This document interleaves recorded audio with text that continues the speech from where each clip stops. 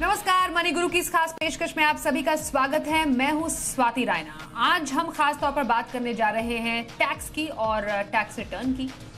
वैसे 31 दिसंबर 2021 की तारीख तो निकल चुकी है और आप में से कई लोग ऐसे भी होंगे जो किसी वजह से अपना रिटर्न फाइल नहीं कर पाए। तो क्या आपके पास अब भी मौका है रिटर्न फाइल करने का? तरीका क्या है? क्या कोई पेनल्टी लगेगी? कितनी पेनल्टी लगेगी? इस पर करेंगे चर्चा। और साथ ही इनकम टैक्स प्रूफ, मतलब टैक्स बचाने के लिए जो आप इन्वेस्टमेंट करते हैं उसका प्रूफ दिखाने का भी समय आ गया है आपको अपने ऑफिस में। तो कैसे आप अपनी आय पर ज़्यादा से ज़्यादा टैक्स बचा सकते हैं, कहाँ पर निवेश करना है और क्या क्या दस्तावेज आपको देने पड़ते हैं, इस पर हम खास तौर पर आज चर्चा करेंगे। और हमारे साथ खास मेहमान हैं, सबसे पहले उनका परिचय करा देते हैं। आज हमारे साथ हैं अंकित गुलगुलिया, ये है फाउंडर ग्रेविटा कंसल्टिंग। अंकित का स्वागत करते हैं शो में। और आज के शो में क्या है खास, सबसे पहले उसकी सुर्खियों पर एक नजर डाल लेते हैं। आज हम शो में खास तौर पर समझेंगे रिटर्न भरने की मिस हुई डेडलाइन तो क्या करें, देरी से रिटर्न भरने पर कितनी है पेनल्टी, रिटर्न नहीं भरने के क्या है नुकसान, और आय पर टैक्स बचत के क्या है उपाय।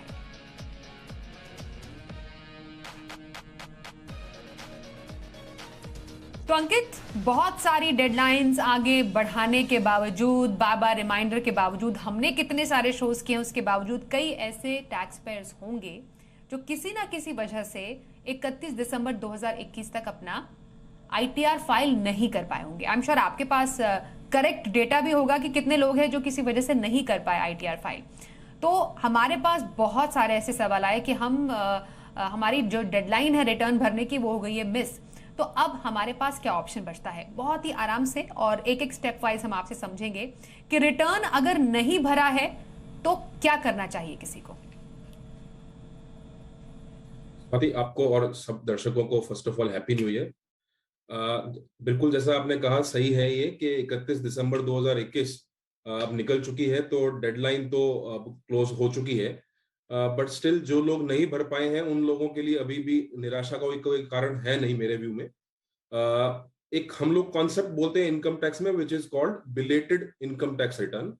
बिलेटेड इनकम टैक्स रिटर्न में आप लोग रिटर्न फाइल कर पाएंगे up to 31st of March 2022 with a very nominal amount of penalty. अब वो पेनल्टीज जो है वो बेसिकली जैसे जैसे एप्लीकेबल होंगी वो डिपेंड करेगा आपका जो है वो इनकम ग्रेडियंट क्या है। But as far as the belated return is concern, क्योंकि 31 मार्च की अभी भी एक टाइमलाइन, फाइनल टाइमलाइन जिसको मैं बोलता हूँ, लास्ट टाइमलाइन जिसको मैं बोलता हूँ, क्योंकि वो अभी भी है, तो उसमें आप जो है वो अपना इमीडिएट रिटर्न फाइल करने की कोशिश कीजिए। तो अभी भी आपके पास मौका है अपना बिलेटेड रिटर्न फाइल करने का, लेकिन पेनल्टी के साथ। तो आपने जिक्र किया अंकित यहाँ पर कि पेनल्टी तो लगेगी और वो अलग अलग केसेस में डिफर भी कर सकते हैं, करती है। तो अब मैं आपसे समझना चाहती हूँ कि जिन लोगों ने अपना आईटीआर फाइल नहीं किया है, 31 दिसंबर की तारीख उनसे मिस हुई है, उन पर लेट रिटर्न या बिलेटेड रिटर्न भरने पर कैसा और कितना जुर्माना लगता है? स्वाति, जो जुर्माना लगता है वो सेक्शन 234F के अंतर्गत हर असेसी पे लगता है जो कि टैक्सेबल इनकम उनकी 2.5 लाख से ऊपर है। जिन भी असेसीज की 2.5 लाख से नीचे की टैक्सेबल इनकम है, क्योंकि उनका अभी तक कुछ टैक्स पेबल ही नहीं है, तो वो लोग अगर 31 मार्च तक भी अपना रिटर्न फाइल कर देते हैं तो उनपे कोई पेनल्टी जो है वो एप्लीकेबल नहीं होगी। बट अगर आपकी इनकम 2.5 लाख से 5 लाख के बीच में है तो आप पे एक बहुत ही नॉमिनल सी पेनल्टी है विच इज 1000 रुपीज, जो आपको पे करनी होगी। अगर आपकी इनकम 5 लाख से ऊपर है तो पिछले फाइनेंशियल ईयर तक जो ये पेनल्टी 10,000 की थी, इस ईयर गवर्नमेंट ने उसको रिड्यूस करके आधा कर दिया है। And now the penalty that the highest amount of penalty will be 5,000। That means अगर आपकी इनकम जो है अगर 5 लाख से ऊपर है और कोई भी लेवल पे है अगर वो इनकम, तो एक ही स्लैब में आप फॉल करेंगे which is 5,000 rupees of penalty. तो 5,000, 2,500, 5,000, 1,000 और नील पेनल्टी का ये स्लैब जो है वो 234F of income tax act में प्रिस्क्राइब किया गया है। ओके, तो आपने ये क्लियर कर दिया कि कौन से टैक्स स्लैब के हिसाब से या कितनी आय वालों के हिसाब से कितनी पेनल्टी या कितना जुर्माना लेट जब आप रिटर्न भरेंगे उसके हिसाब से है। मैं चाहती हूँ कि ग्राफिक्स में भी दर्शकों को मालूम चले कि आखिरकार ये जो अलग अलग आय के हिसाब से जो जुर्माना है वो कितना उनको देना पड़ सकता है। जो अंकित ने कहा उसी उन्हीं की बात को एक बार फिर से फटाफट से मैं रिपीट कर देती हूँ। 5 लाख से ऊपर अगर आपकी आय है तो आपको 5,000 रुपए का जुर्माना लगेगा, पेनल्टी जिसको हम कहते हैं रिटर्न नहीं भरने पर, बिलेटेड रिटर्न भरने पर। 5 लाख तक आय है तो 1,000 रुपए है, और 2.5 लाख तक की आय पर तो कोई पेनल्टी आपको नहीं लगेगी। ये हमने समझ लिया आपसे अंकित। अब मुझे एक बात बताइए, ये तो सिनारियो हुआ उन लोगों का जिनको बिलेटेड रिटर्न भरनी है। 31 मार्च रिवाइज रिटर्न भरने की भी तारीख है अंकित, 2022 की हम बात कर रहे हैं। कई ऐसे लोग हैं जो किसी वजह से गलती कर बैठे अपने रिटर्न फाइल करने की, क्या वो रिवाइज्ड फाइलिंग की कैटेगरी में आते हैं, ये मुझे बताइए। और गलत रिटर्न भरने पर ये जो ये टैक्स पेयर्स है उन्हें क्या करने की जरूरत है? इसमें मैं 2 चीजें हैं जो अलग अलग टेकअप करना चाहूंगा।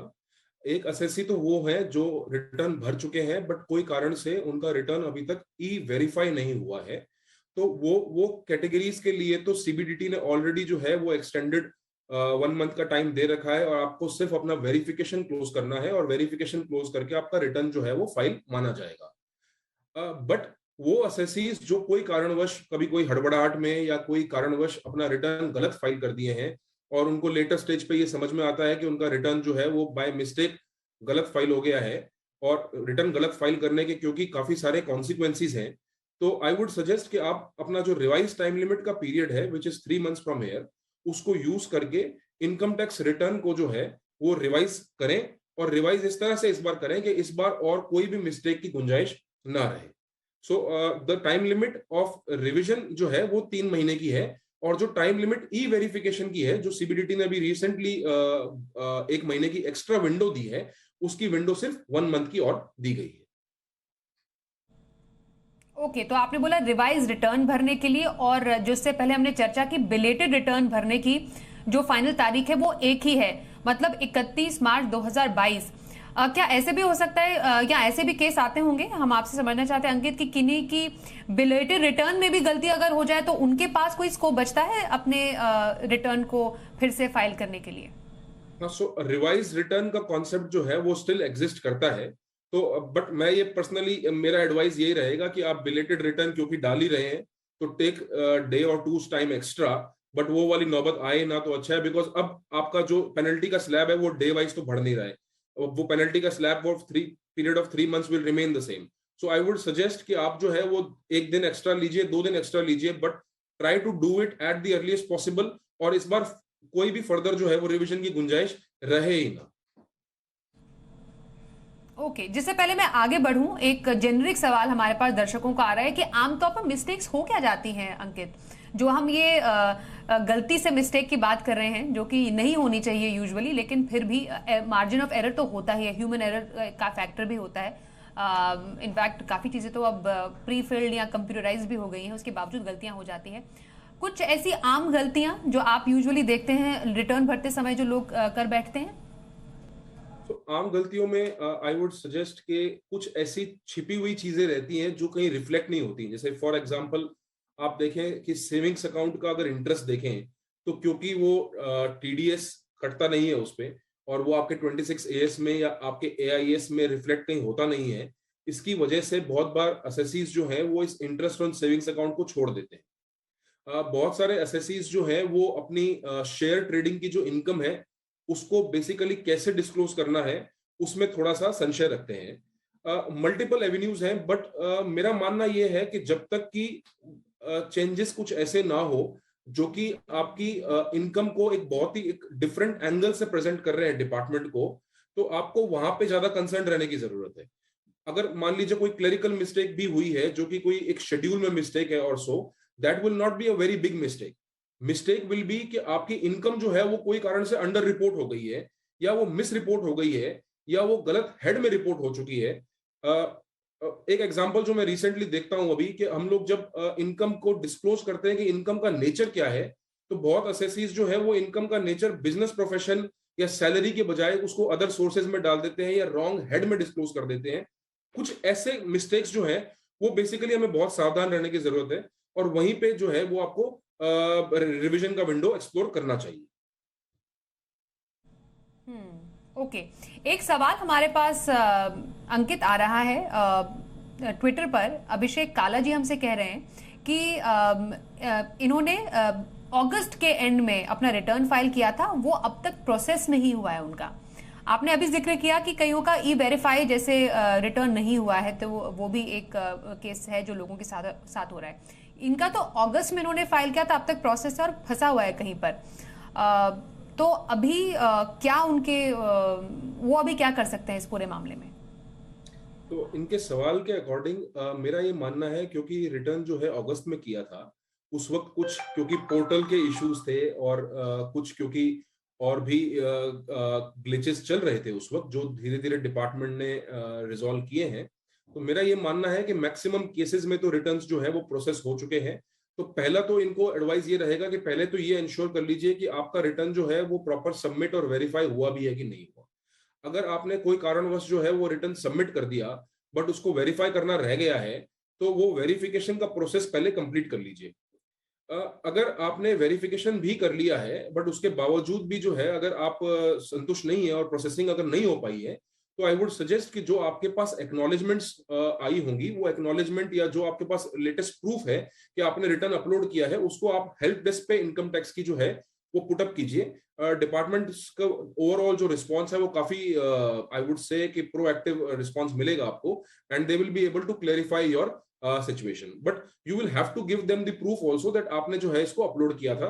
बेटर है आप उस प्रूफ के साथ में अपना आईपी एड्रेस और जो टाइम ऑफ अपलोड है उसको भी आप अपना एज अनेक्जर जो है वो अपलोड करके उनको सबमिट कीजिए। बिल्कुल। अब ये समझना जरूरी है कि जो लोग शायद इस सोच में बैठे हुए हैं कि हमें तो रिटर्न भरने की जरूरत ही नहीं है, या वो रिटर्न भरना नहीं चाह रहे हैं जानबूझकर, या पर किसी वजह से वो रिटर्न नहीं भर पा रहे हैं या नहीं भर पाएंगे, तो इसके नुकसान किसी को क्या हो सकते हैं? रिटर्न नहीं भरने के डाउनसाइड्स क्या हैं? देखिए, रिटर्न ना भरना तो मेरे हिसाब से एक बहुत ही प्रॉब्लमेटिक एवेन्यू है। तो आप पहले तो मेरा ही सबको यही सजेशन है कि 3 महीने की विंडो जो ओपन है गवर्नमेंट की, इस विंडो में भी आप रिटर्न भरने का पूरा पूरा सोचिए। अगर आपकी इनकम कोई कारण से अगर टैक्सेबल इनकम के दायरे में नहीं भी फॉल करती है, स्टिल रिटर्न भरना एक बहुत ही अच्छी प्रैक्टिस है, बिकॉज उस डॉक्यूमेंट की बहुत सेंक्टिटी है। हर बैंकिंग इंस्टीट्यूशन, फाइनेंशियल इंस्टीट्यूशन उसको रेलेवेंट रखता है। Now coming to your question कि अगर ऐसा हो कि अगर कोई व्यक्ति जो है वो रिटर्न ना भरे तो क्या क्या कॉन्सिक्वेंसीज हो सकती हैं, तो मेरा ये मानना है कि आज की डेट में दो प्रेवलेंट चीजें हैं जो इनकम टैक्स डिपार्टमेंट जो है वो परस्यू कर सकता है आपके अगेंस्ट। फर्स्ट इज कि वो आप पे एक पेनल्टी लगा सकता है अगर आपने इनकम को अंडर रिपोर्ट किया है under the income tax laws, और ये पेनल्टी हो सकती है up to 50% of your under reported tax evaded income. मतलब मान लीजिए कि आपकी जो इनकम थी वो कोई कारणवश जो आपने रिटर्न नहीं भरा है और आपने टैक्स भी जमा नहीं किया है, आपकी इनकम 25,000 रुपए थी, टैक्सेबल टैक्स जो बनता था वो टोटल 25,000 रुपए का बनता था।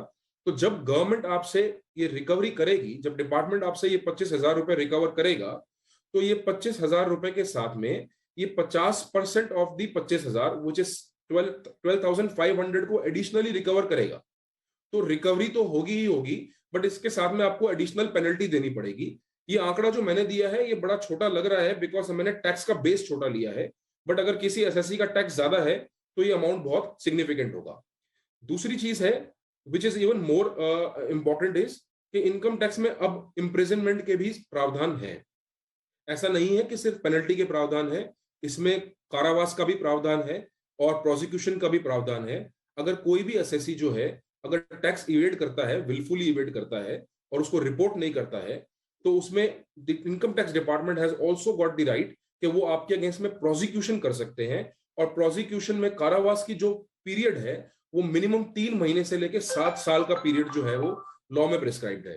तो मेरा ये मानना है ऐसी सिचुएशन में बहुत इंपॉर्टेंट है कि आप कोई भी तरीके से रिटर्न फाइलिंग को एक कैजुअल अफेयर की तरह ना लें, because casualty will be the only result of this casual affair. जो हम डिस्कस करने वाले हैं अंकित आपसे वो ये है कि हमारे जो नौकरी पेशा लोग हैं वो जब इनकम टैक्स प्रूफ देंगे तो उनको क्या क्या डॉक्यूमेंट्स या क्या क्या रसीदें पेश करनी होती है। कई बार उसमें भी गलतियां, कई बार उसमें भी कंफ्यूजन हो जाता है और कहाँ पर आप क्लेम कर सकते हैं बेसिकली इनकम टैक्स डिडक्शन। तो बचता कहाँ पर टैक्स है, एक थोड़ा सा ब्रॉडर व्यू मैं आपसे लूंगी, फिर मैं डिटेल में एक एक करके उनसे जरूर चर्चा करूंगी। तो आमतौर पर बहुत पॉपुलर जो टैक्स बचाने या जिनको हम रिम्बर्स भी कराते हैं, क्लेम करते हैं, वो कौन कौन से कंपोनेंट होते हैं अंकित? जो डिडक्शंस आपको मिलती हैं इनकम टैक्स में सैलरीड क्लास के लिए, उसमें इन्वेस्टमेंट्स भी कवर होती हैं और जो आपके अलग अलग इनकम के अगेंस्ट में कंपोनेंट्स हैं जैसे हाउस रेंट अलाउंस और जो चिल्ड्रन अलाउंस है, ट्रांसपोर्ट अलाउंस है, वो भी कवर होती है। इन्वेस्टमेंट्स में अगर आप देखें तो ब्रॉडली जो एवेन्यूज हैं वो है कि आप अपना कोई भी अगर लाइफ इंश्योरेंस का पेमेंट करते हैं, हाउसिंग लोन रिपेमेंट्स कर रहे हैं, या आप कोई इन्वेस्टमेंट्स करते हैं पीपीएफ में, एनएससी में या ईएलएसएस टैक्स सेवर्स में 5 इयर्स डिपॉजिट्स में अगर आप इन्वेस्ट करते हैं, आप सुकन्या समृद्धि स्कीम में करते हैं, नेशनल पेंशन स्कीम में, तो मतलब मल्टीपल एवेन्यूज आर देयर जो कि इन्वेस्टमेंट्स के हम लोग डिस्कस करते रहते हैं। ये एवेन्यूज में आपको एक तो टैक्स का डिडक्शन यहां मिलता है। दूसरा ग्रेड है जिस ग्रेड में आपकी इनकम जो है वो ऑटोमेटिकली ही घट जाती है बिकॉज आपकी सैलरीड इनकम में इसका डिडक्शन मिलता है। से फॉर एग्जाम्पल आपने जो है वो हाउस रेंट का अलाउंस जो है वो क्लेम किया है, तो उसमें आपकी जितनी भी रेंट पेमेंट्स हैं उनको जो है वो कंसिडर करके आपको एचआरए का बेनिफिट मिलता है। आपकी जो लीव ट्रेवल के अलाउंसेस हैं, जो टेलीफोन की अलाउंसेस हैं, बुक्स पीरियोडिकल्स के अलाउंसेस है, जो भी आप ऑफिशियल बेसिस पे एक्चुअल इनकर कर रहे हैं, उन सब रिम्बर्समेंट्स को भी बेसिकली इनकम टैक्स के दायरे से बाहर रखना पड़ता है। तो हम लोग जब भी जब इसमें डिस्कशन करने वाले हैं तो हम लोग इसको इन्वेस्टमेंट्स के तौर पे और जो डिडक्शंस के तौर पे दोनों के अलग अलग प्रूफ्स क्या क्या होने चाहिए उसकी बात करने जा रहे हैं। ओके, तो इसी कड़ी में सबसे पहले टैक्स कैसे बचाएं, मैं सबसे पहले आपसे बहुत पॉपुलर जो इन्वेस्टमेंट ऑप्शन है एटीसी, उसके तहत क्या क्या आता है उस पर सबसे पहले चर्चा करूंगी, फिर हम आगे और बाकी डिडक्शंस पे जरूर जाएंगे। तो एटीसी के अंदर कौन कौन से कंपोनेंट्स आते हैं और उसके जो कॉरेस्पॉन्डिंग हमें प्रूफ देने होते हैं वो कौन से हैं? तो एटीसी में एक तो जैसे आप लाइफ इंश्योरेंस अगर आप प्रीमियम पे करते हैं तो लाइफ इंश्योरेंस प्रीमियम, देखिए जो भी हम लोग बात कर रहे हैं इंश्योरेंस के संदर्भ में इन सब के रिसिप्ट्स आपको चाहिए होंगे, बट मैं एक चीज ऐड ऑन करना चाहूंगा कि ये सब रिसिप्ट्स जो है वो बेसिकली इनकम टैक्स डिपार्टमेंट आपसे रिटर्न फाइलिंग के टाइम पे नहीं मांगता। इनकम टैक्स डिपार्टमेंट आपसे तभी ये मांगेगा जब बेसिकली इनकम टैक्स डिपार्टमेंट आपको कॉल ऑन करता है कि आपको अपने सारे क्लेम्स को जस्टिफाई करना है। बट बिकॉज आज की डेट में गवर्नमेंट बहुत ही इस तरह से चल रही है कि अनलेस एंड अनटिल बहुत उनको कुछ सस्पिशियस दिखता है वो लोग इमीडिएटली क्वेरी रेज नहीं करना चाहते। But at the same time क्योंकि आपने प्रिपेयर उसके लिए करना है कि क्वेरी कल को आती है तो कैसा रिस्पॉन्ड करना है, तो उसके लिए आज हम ये सारी चर्चा कर रहे हैं। ये बेसिकली क्या होगा कि आपने जैसे आज एलआईसी में कुछ प्रीमियम पे किया है तो आपको एलआईसी के प्रीमियम की रसीदें अपने पास रखनी होंगी। एटीसी में आपके पास अगर कोई रीपेमेंट ऑफ हाउसिंग लोन है तो आपको उस हाउसिंग लोन का स्टेटमेंट जो है वो अपने साथ रखना पड़ेगा। अगर आप कोई भी निवेश करते हैं, चाहे वो पीपीएफ में है, चाहे वो एनएससी में है, चाहे वो एनपीएस में है which is national pension fund, या वो ईएलएसएस में किया जा रहा है, या वो 5 इयर्स की एक टैक्स सेविंग एफडी में किया जा रहा है, तो इन सबके स्टेटमेंट्स जो हैं, इन सबके जो पेमेंट के प्रूफ्स हैं वो आपको अपने रिकॉर्ड में रखने चाहिए। तो एक आपसे मेरा अंडरस्टैंडिंग ये पर्सनल एडवाइस ये रहेगा कि हर साल की जो हमारी फाइल है, चाहे वो ऑफलाइन हो चाहे ऑनलाइन हो, उसमें ये सारे पेपर्स बकायदा मौजूद रहें ताकि आप नेक्स्ट ईयर बड़े ही हैसल फ्री तरीके से मूव ऑन कर सकें। ओके, तो एटीसी में बहुत ही पॉपुलर इन्वेस्टमेंट ऑप्शन है जिसका जिक्र भी किया है अंकित ने। मैं जल्दी से रिकैप दे दूं। एलआईसी प्रीमियम है जिसपे प्रीमियम की रसीद आप दे सकते हैं। बच्चों की ट्यूशन फीस है, वो भी एटीसी के तहत आती है, ट्यूशन फीस की रसीद भी आपको मिलती होगी। हाउसिंग लोन पर ये जो उस पर जो रिसीट है एटीसी के अंडर आता है। पीपीएफ में पासबुक में एंट्री होगी, बैंक स्टेटमेंट के जरिए आप दे सकते हैं। एनएससी है, एनएससी दस्तावेज होता है। फिर टैक्स सेवर एफडी है, उसमें भी फिक्स डिपॉजिट रसीद मिलती है आपको।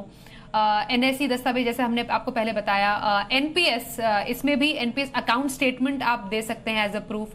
सुकन्या समृद्धि, वो आपका जो अकाउंट स्टेटमेंट है सुकन्या समृद्धि का, उससे मालूम चल जाएगा आपने किया है। और ईपीएफ तो आपका जो आप ईपीएफ का बस अमाउंट जो है वो नेचुरली आपका जो एम्प्लॉय है वो डिडक्ट कर लेगा आपके टोटल 1.5 लाख के एटीसी के बास्केट में से, जो आपको डिडक्ट करना है। तो ये एटीसी के बास्केट के तमाम कंपोनेंट तो अंकित हो गए। अब हम थोड़े कुछ और कंपोनेंट पे आते हैं, जो 80CCC, 80EE या 80D तक के कुछ कंपोनेंट्स हैं। वो इंपॉर्टेंट कंपोनेंट्स कौन से हैं, यहां से भी हम जहां पर टैक्स बचा सकते हैं?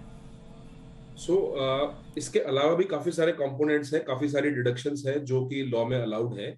अगर आप देखें 80EE के अंदर आप जो होम लोन पे इंटरेस्ट पे कर रहे हैं, वो इंटरेस्ट का भी आपको डिडक्शन 80EE में मिलता है। इसके लिए आपको ईएमआई स्टेटमेंट या फिर इंटरेस्ट का जो बैंक का इंटरेस्ट स्टेटमेंट है, सर्टिफिकेट है, वो आपको प्रोवाइड करना पड़ेगा। 80D में अगर आप देखें तो 80D, 80CCC में बेसिकली जो मेडिकल इंश्योरेंस प्रीमियम्स जा रहे हैं, वो मेडिकल इंश्योरेंस प्रीमियम्स की आपको रिसीप्ट्स जो हैं वो भी सबमिट करनी पड़ेंगी as and when so required. 80E के अंदर हायर लोन के ऊपर जो इंटरेस्ट है उसका भी डिडक्शन जो है वो आपको अपने इनकम टैक्स में मिलता है।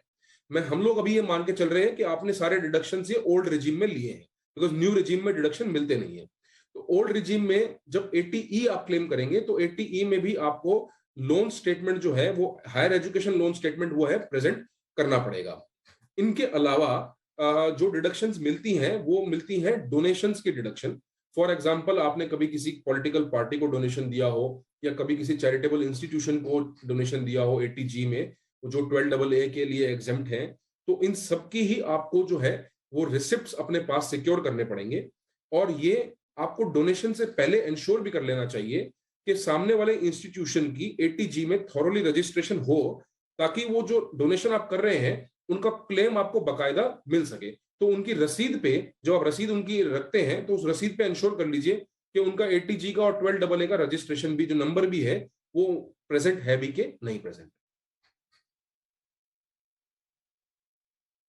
तो donation, education loan, medical insurance premium हो गया, होम लोन पर ब्याज है, ये इंश्योरेंस प्रीमियम 80CCC में आते हैं। तो सिर्फ 80C ही नहीं है जहां से आप इन्वेस्टमेंट प्रूफ या इन्वेस्टमेंट कर सकते हैं टैक्स बचाने के लिए, बल्कि और भी ऐसे तरीके हैं जो अलग अलग धाराओं के अंतर्गत आते हैं, यहाँ पर आप टैक्स बचा सकते हैं।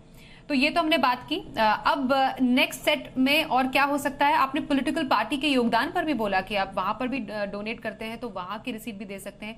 उसके अलावा और 80 सेक्शन 80 के अंदर और कौन से कंपोनेंट्स हैं, हम समझ पाए अगर? तो इसके अलावा जो है वो एक कंपोनेंट आता है विच इज 80TTA का कंपोनेंट है, जो कि बेसिकली आप देखें तो सेविंग्स अकाउंट, जब आप इंटरेस्ट लेके आते हैं तो सेविंग्स अकाउंट का इंटरेस्ट जो है वो 80TTA में आप एग्जम्पशन क्लेम कर सकते हैं up to the limit of 10,000। तो ये जो अमाउंट है इसके लिए भी आपने जो है वो बेसिकली अपना सेविंग्स अकाउंट का जो सर्टिफिकेट है, वो सर्टिफिकेट और पासबुक का जो एंट्रीज है वो आपने इंश्योर करनी है कि आपके पास मौजूद रहे।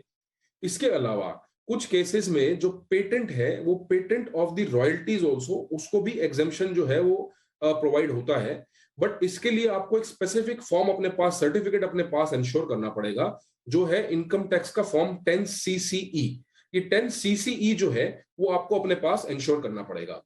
अगर आप डिडक्शंस जो है इन्वेस्टमेंट्स के अलावा चलें, अगर आप सैलरीड क्लास की डिडक्शंस की बात करें, तो सैलरीड क्लास में जैसे हमने डिस्कस किया था कि HRA की बात करते हैं, तो HRA में स्पेसिफिकली 1 लाख की लिमिट के ऊपर अगर आप रेंट जो है वो पे कर रहे हैं, तो उस केस में आपने जो है वो pan number of the landlord जो है वो भी सबमिट करना है। और खास बात ये है कि अभी तक हमने बात की है कि ये सब वो वाले डिडक्शंस होंगे, सब वो वाले प्रूफ्स हैं जो इनकम टैक्स डिपार्टमेंट मांगता है। बट ये जो पैन नंबर का प्रूफ है, ये आपको अपने एम्प्लॉयर को सबमिट करना पड़ेगा, बिकॉज ये एम्प्लॉयर पर भी उसकी लायबिलिटी कास्ट कर दी गई है अंडर लॉ कि 1 लाख से ऊपर के केसेस में उनको अपने एम्प्लॉइज से रिस्पेक्टिव लैंडलॉर्ड्स के पैन नंबर्स भी सिक्योर करने पड़ेंगे। बिल्कुल। तो ये आपने हाउस रेंट अलाउंस को लेकर एक इंपॉर्टेंट जानकारी दी। उसके अलावा बहुत सारे ऐसे रिइंबर्समेंट्स हैं जो हम इनफैक्ट मंथली भी क्लेम करते हैं, उसमें क्या क्या शामिल होता है? तो जो मंथली रिम्बर्समेंट्स हैं स्वाति, जो आप लोग रेगुलर देखते हैं कि for example leave travel allowance है, तो लीव ट्रैवल अलाउंस अगर आपने क्लेम करनी है तो आपने अपने सारे टिकट्स, जो आपने बस के टिकट्स, एयरलाइंस के टिकट्स या रेलवेज के टिकट्स हैं, वो आपको सबमिट करने पड़ेंगे। इसके अलावा आपने जो अकोमोडेशन के लिए बियर किया है, वो अकोमोडेशन के भी सारे प्रूफ्स आपके पास होने चाहिए। तो एक अच्छी प्रैक्टिस हमेशा से ये रहती है कि जो भी आप इनकर करते चले जा रहे हैं, उस सबको जो है वो बिल के फॉर्मेट में या उनके इनवॉइसेस को जो है वो अपने पास थॉरोली डॉक्यूमेंटेड रखें। इसके अलावा अगर आपके पास कोई मोबाइल फोन का रिम्बर्समेंट है या टेलीफोन का कोई रिम्बर्समेंट अगर आप क्लेम करते हैं, तो वो उसकी एग्जेम्पशन तभी क्लेम कर पाएंगे आप जब आप प्रूव कर पाएंगे कि आपने जितना टेलीफोन का बिल का अमाउंट क्लेम किया है, वो उतना बिल आप सपोर्ट भी कर पा रहे हैं कि नहीं कर पा रहे हैं। तो आपके पास टेलीफोन के, मोबाइल के बिल्स भी जो है वो मौजूद रहने चाहिए। इसके अलावा बहुत सारी ऑर्गेनाइजेशंस हैं, जहां पे एजुकेशनल ऑर्गेनाइजेशंस है, जहां पे एक मेजॉरिटी ऑफ अमाउंट जो है वो बुक्स एंड पीरियोडिकल्स का जो है वो एम्प्लॉइज क्लेम करते हैं as reimbursement, because they have to do a continuous involvement with the knowledge and research. तो वहां पे बुक्स एंड पीरियोडिकल्स के लिए या सब्सक्रिप्शन बेस्ड वेबसाइट्स है, कंपनीज है, उन कंपनीज को भी ये इंश्योर करना पड़ेगा कि इन सभी पीरियोडिकल्स के और सब्सक्रिप्शंस के उनके पास थॉरोली डॉक्यूमेंटेड इनवॉइस और सपोर्टिंग्स होने चाहिए। जी। तो ऐसे कई सारे आपके सैलरी में कंपोनेंट भी है, कई ऐसे विकल्प भी है जहां पर आप क्लेम कर सकते हैं। और आपको बताएं, ये तमाम मिलाकर स्पेशली जो सेक्शन 80 के अंतर्गत आते हैं 1.5 लाख तक की आप इनकम टैक्स छूट ले सकते हैं। बस एनपीएस के मामले में आप एडिशनल 50,000 रुपए की टैक्स छूट पा सकते हैं। इस पर बातचीत करने के लिए अंकित, आप हमारे साथ मनी गुरु में शामिल हुए, बहुत धन्यवाद आपका। तो आज के इस शो में बस इतना ही। वक्त एक छोटे से ब्रेक का हो गया है, पर खबरों का सिलसिला जारी रहेगा। देखते रहिए।